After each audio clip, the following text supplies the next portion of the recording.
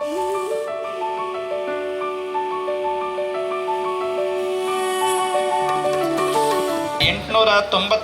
ವಿವೇಕಾನಂದರ ಆ ಒಂದು ಪ್ರಖ್ಯಾತ ಭಾಷಣ ಆಗಿದ್ದಂತಹ ಒಂದು ಪೀರಿಯಡ್. ಆವಾಗ ನಮ್ಮ ದೇಶ ಹೇಗಿತ್ತು? ಆಗಲೇ ಶತಮಾನಗಳ ಕಾಲ ದಾಸ್ಯದಲ್ಲಿ ತೊಳಲಿ ಬೆಂಡಾಗಿ ಬಸವಳಿದು ನಮ್ಮ ದೇಶದ ಚೈತನ್ಯವೇ ನೆಲಕಚ್ಚಿತ್ತು.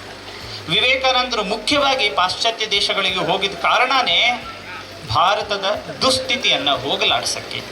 ಅವರು ಅಲೆಮಾರಿ ಸನ್ಯಾಸಿಯಾಗಿ ಪರಿವ್ರಾಜಕರಾಗಿ ಭಾರತವನ್ನೆಲ್ಲ ಸಂಚಾರ ಮಾಡಿದಾಗ ಅವ್ರು ಕಣ್ಣಿಗೆ ಕಂಡಿದ್ದೆಲ್ಲ ಹಸಿವು, ಅವಿದ್ಯೆ, ಅಜ್ಞಾನ, ರೋಗ, ರುಜಿನ, ಮೌಢ್ಯ, ಅಂಧಾಚಾರಗಳು, ಕಂದಾಚಾರಗಳು, ಮೂಢನಂಬಿಕೆಗಳು. ಇದನ್ನೆಲ್ಲ ಹೋಗ್ಲಾಡಿಸ್ತೇನೆ. ಯಾಕಂದರೆ ಇದು ಸಾಮಾನ್ಯ ದೇಶ ಅಲ್ಲ, ಇದು ಬ್ರಹ್ಮರ್ಷಿಗಳ ದೇಶ, ಋಷಿ ಮುನಿಗಳ ದೇಶ. ಇದರ ಬಿಂದು ಬಿಂದುವಿನಲ್ಲಿ ಕಣದಲ್ಲಿ ಬೆಳಕಿದೆ.